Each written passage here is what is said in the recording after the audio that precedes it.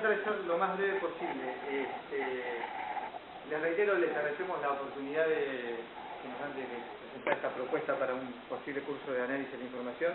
Hablo en plural porque, si bien voy a hablar yo, estuvimos trabajando en equipo. Por ahí está Guido, que es colaborador de la materia, Leo también es colaborador de la materia en la que estamos nosotros ahora, que es evaluación de proyectos y manejo de riesgos, que paso de paso la propaganda, una materia lectiva de la ingeniería e informática, y que si se aprueba el plan de estudios va a estar incluida en el plan de la licenciatura, con otras correlativas, porque la verdad que las correlativas que tiene hace que prácticamente se pueda buscar en el último cuatrimestre de la ingeniería, por varias otras cosas más interesantes para hacer o ya están demasiado cansadas. Pero bueno, sepan lo que eso va a cambiar si nos ayuda. Bueno, ¿qué teníamos para repasar? Bueno, simplemente cuál es nuestra visión con respecto a la materia, cuál es lo que nosotros entendemos que deberían ser sus objetivos y su propósito. ¿Para allá o para acá? ¿Dónde quedaste? Ahí. Ah, porque estabas ahí, no me di cuenta, perdón. ¿Cuáles serían los contenidos, el enfoque que adoptaríamos para el dictado, para la evaluación y el equipo, en principio, que podría estar detrás de esta materia? ¿Okay? La visión con respecto a esta materia esta es la primera materia que tienen los alumnos en donde se ven temas de ingeniería de software fuera de lo que es programación. ¿Okay? Con lo cual, nosotros tenemos que esta materia tiene que ser una introducción a la ingeniería de software con una fuerte orientación a ingeniería de requerimiento, que es lo que históricamente ha tenido esta materia. ¿Okay? Entendemos que es una materia que tiene que estar muy bien articulada con las materias anteriores y las posteriores. La obvia posterior es técnicas de diseño, digamos, ahí hay que trabajar en equipo con esa materia y hay que trabajar también en equipo con proyectos, con implantación, bueno, aquí otro colaborador de evaluación de proyectos. También entendemos que tiene que tener un adecuado balance entre teoría y práctica. Son materias que en general acá hace falta hacer mucha práctica, pero también hay que leer. Y la verdad es que hay diversas fuentes, digamos. No es una materia como muchas otras de ingeniería de software en donde hay mucho para discutir y hay muchos puntos de vista diferentes, con lo cual no es que está la versión oficial de tal o cual metodología. Digamos, hay que tener esa amplitud de criterio. También entendemos que es una materia que tiene que estar orientada al trabajo en equipo. El desarrollo de software es un trabajo en equipo, con lo cual lo ideal, como en muchas otras materias, es hacer algún tipo de trabajo grupal. Y entendemos que esta materia debería ser la semillita para métodos y modelos de ingeniería de software 1, que es el nombre que finalmente tuvo la materia. Porque ustedes saben que, creo que lo estaban comentando recién, el análisis y diseño quedarían reemplazadas por métodos 1 y métodos 2. Y la idea es, para romper un poco con esa inercia en cascada que tiene el plan de estudios, lo que se nos ocurrió en la curricular de la licenciatura es, bueno, a ver, mezclemos un poco los temas y vayámonos viéndolos gradualmente, porque si no queda ese divorcio entre análisis y diseño, de la misma manera que queda el divorcio entre diseño y programación, entonces es muy difícil juntar las cosas. Esta es una idea de hace 10 años, así que imagínense lo que cuesta implementar las cosas, ¿no? Y de hecho también no inventamos nada, porque en realidad en Carnegie Mellon las materias son así, digamos, en la materia de ingeniería de software. Así que nosotros entendemos que una materia como esta debería estar preparada como para el día en que cambie el plan de estudios, poder agarrar y decir, bueno, a ver, le agregamos lo que falta, le sacamos lo que sobra y deberíamos salir sin demasiados problemas. Esa es un poco la idea inicial. ¿Cuál es el propósito de esta materia y cuáles entendemos que son los objetivos? Bueno, en línea con lo que mencionábamos antes de la visión, los alumnos en una materia como esta tendrían que adquirir tener una primera visión de los métodos, los modelos, las herramientas, las técnicas de desarrollo de software y en particular la ingeniería de requerimientos. Ingeniería de requerimientos no lo aclaré, pero en este contexto significa todo lo que tenga que ver con el descubrimiento de los requerimientos, el análisis, la especificación, el modelado, la verificación, la validación y la administración de eso a lo largo de todo el ciclo de vida. ¿Okay? Los requerimientos van a cambiar, con lo cual, y van a ir evolucionando, con lo cual tenemos que transmitirle a los alumnos justamente eso. Cuando los chicos cuando los alumnos terminen la materia, deberían estar en condiciones de poder entender la naturaleza compleja del software, ¿no? Los accidentes y la esencia en el desarrollo del software, del problema de desarrollo del software. Deberían entender que hay distintos enfoques para desarrollar software que dependen del contexto en el que estés trabajando, del dominio del problema. No es lo mismo desarrollar software para un banco que desarrollar software para un dispositivo médico. Claramente hay cosas que sí van a ser comunes, pero hay algunas particularidades que hay que tomar en cuenta. Que entiendan también cuáles son las distintas disciplinas que forman parte del desarrollo del software y que entiendan que la ingeniería de requerimientos es una de ellas, que está viva a lo largo de todo el ciclo de vida, que no es una fase al principio del proyecto y después termina. También entendemos que cuando terminen los alumnos deberían poder manejar adecuadamente los métodos y las técnicas de ingeniería de requerimientos. Por esto quiero decir, en qué materia ven relevamientos, en qué materia ven cómo armar un workshop de requerimientos. Que yo sepa, en ninguno. Me parece que es momento de que empiece a ver en algún lado. Esto lo incluimos en el plan de la materia nueva también. Y bueno, que se vean también temas de análisis, de especificación, de verificación, de validación. Digamos, hay que entender que los requerimientos son la base para empezar a pensar cómo probar el software. Entonces, ¿por qué vamos a esperar a terminar, o a estar por terminar el desarrollo para empezar a hacer un software? Se puede hacer antes.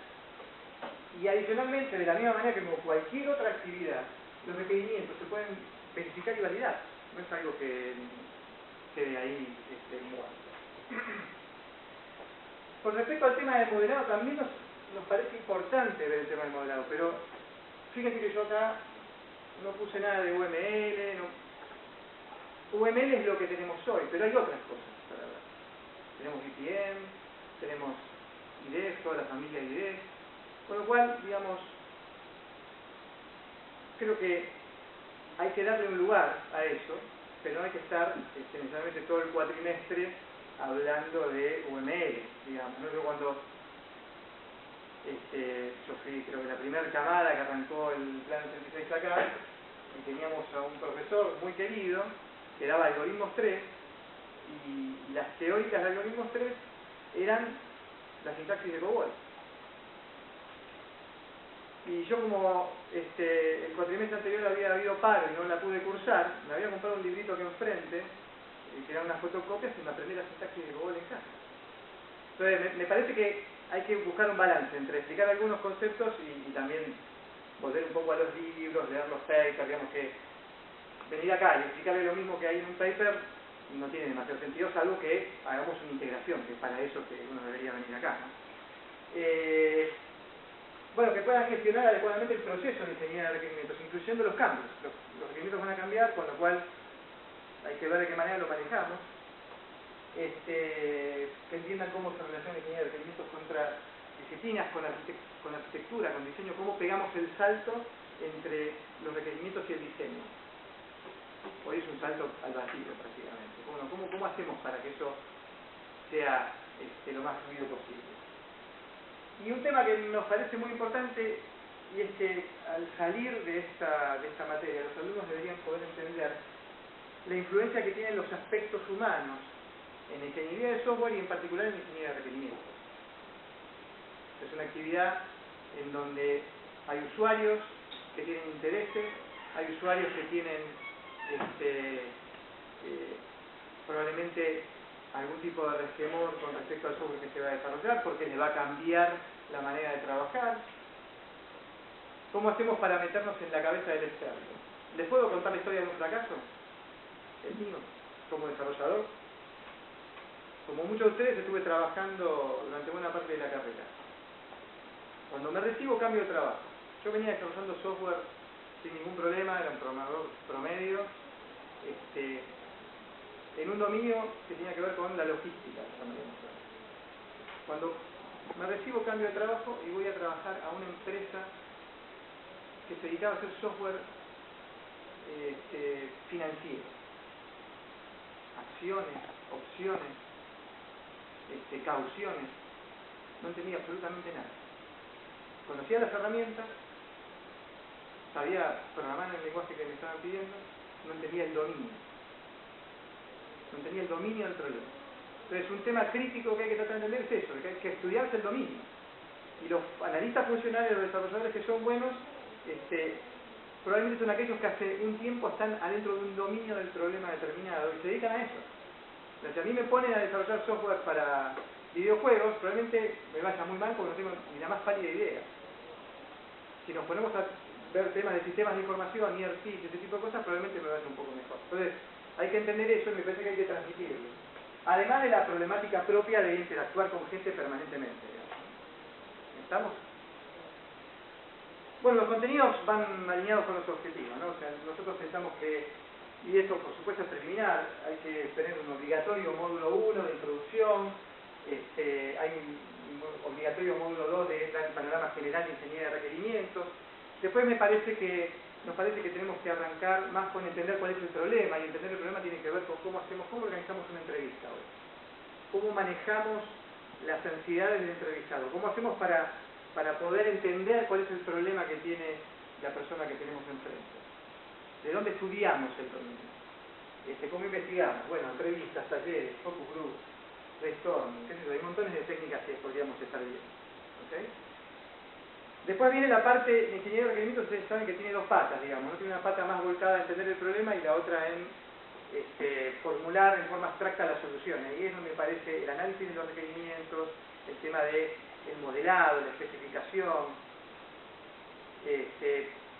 Podemos hablar de user stories, de use cases, hablaremos de algún modelo, pero hay que dar el panorama general, digamos, ¿no? Es decir, con esto hay que mostrar todo lo que hay para hacer este tipo de actividad. ¿Okay? No quedarse ni en UML, ni en estructurado, ni en Information Engineering, hay que dar el panorama general.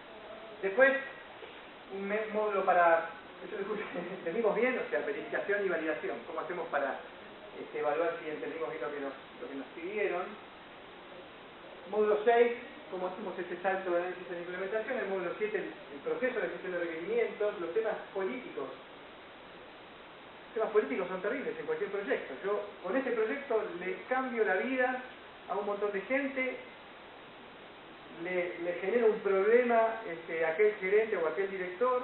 Hay montones de historias de lo que nosotros llamamos comportamientos subversivos proyectos, que son justamente interesados en los proyectos que nos juegan en contra veladamente, sin decirlo, porque el proyecto que estamos haciendo nos va a afectar. Entonces eso de alguna manera hay que contarlo, digamos, ¿no? Y cerraríamos con lo que nosotros llamamos las competencias personales del analista de requerimientos, o del ingeniero de requerimientos, o del analista funcional, como la persona que haga este rol. ¿Qué características tiene que tener? Muchos de ustedes están acá, seguramente cuando se reciban, o los que ya están recibidos, a algunos les gusta más la gestión, se van para el lado de project management, a algunos les gusta más el desarrollo y se van para el lado de arquitectura, a algunos les gusta más la parte comercial y se van a la parte de venta, pero eso tiene que ver un poco con la personalidad que tiene uno, las habilidades que tiene y cómo se va desarrollando.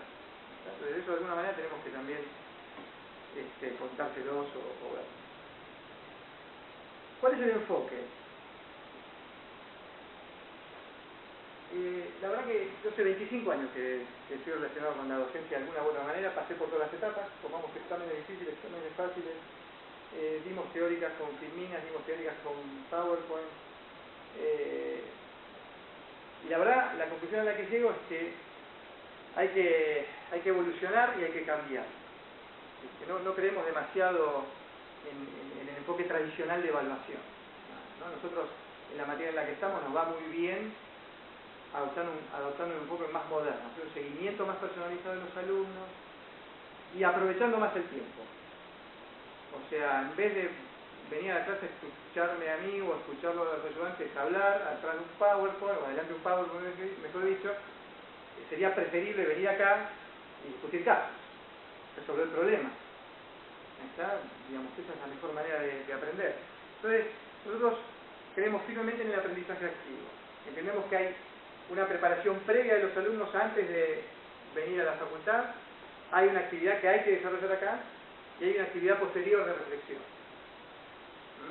Nosotros, en evaluación de proyectos y manejo de riesgos, desde el año pasado, usamos un concepto que se llama aula invertido. En vez de lleva un trabajo, ¿ok? En vez de venir a la facultad a escucharnos a nosotros, la clase teórica la pueden hacer los alumnos en sus casas. Entonces nos tomamos el trabajo de videograbar todas las clases, o el 90%. Entonces el alumno tiene el PDF con las presentaciones. La clase videograbada, que básicamente es alguien hablando y pasando un PowerPoint. Todavía nos falta mucho aprender de edición para hacerlo mejor, pero ese es el enfoque inicial. Entonces, ¿hoy qué vamos a hablar? Hoy vamos a hablar de talleres de requerimientos. Ok, bueno, mirate antes la clase teórica en tu casa, venís acá, haces la práctica y a lo sumo te llevas algo para ejercitarte después.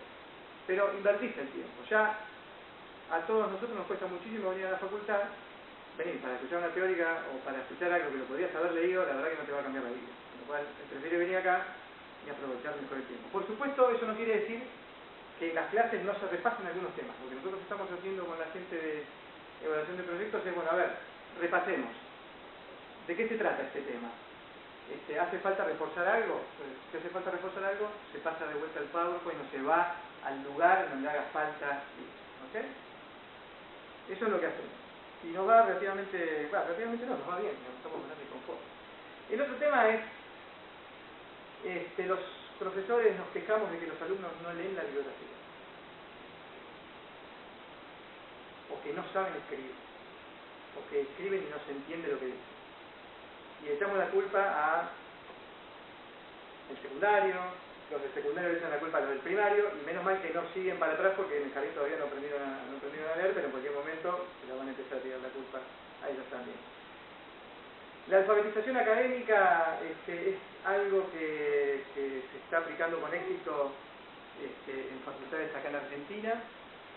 Viene, obviamente, en el mundo anglosajón hace bastante tiempo que se está aplicando, y básicamente consiste en, hay que asumir que cada disciplina tiene su propia manera de leer y de escribir. No es lo mismo escribir un paper en el ámbito de la sociología o de la psicología que escribir un paper de manejo de bases multidimensionales en entornos heterogéneos. O sea, los enfoques son muy diferentes. Con lo cual, ahí hay un primer tema para revisar. Y el otro tema es cómo hacemos para que los alumnos lean. Porque realmente algo que a mí me asombra mucho de la facultad es que no leemos, o por lo menos podría ser muy alejados de algunas otras materias, pero no leemos los papers fundamentales. Hay papers de Brooks, hay papers de Parnasse, o sea, hay papers que hay que leer. Hay que leer porque resistieron el paso del tiempo y nos cuentan qué es lo que pasa en la ingeniería de software. Entonces, ¿cómo hacemos para leer? Bueno, hay que acompañar a los alumnos, hay que ayudarlos a desarrollar guías de lectura, decirles, bueno, mira, fíjate lo que dice Brooks en No Silver Bullet acerca de las complejidades esenciales del desarrollo de software. ¿Qué conclusión puedes sacar? ¿Qué te parece a vos? Por supuesto que eso después hay que agarrar, hacer una apuesta en común, nos ponemos todos de acuerdo, entendimos, no entendimos, pero esa es la manera. Si no, si uno le dice a los alumnos, bueno, miren, léanse del capítulo 3 al capítulo 14, y probablemente no lo hagan porque lo van a leer, pero a lo mejor no van a encontrar qué es lo que hay que encontrar si no se lo decimos. Entonces hay que hacerse cargo. Hay que hacerse cargo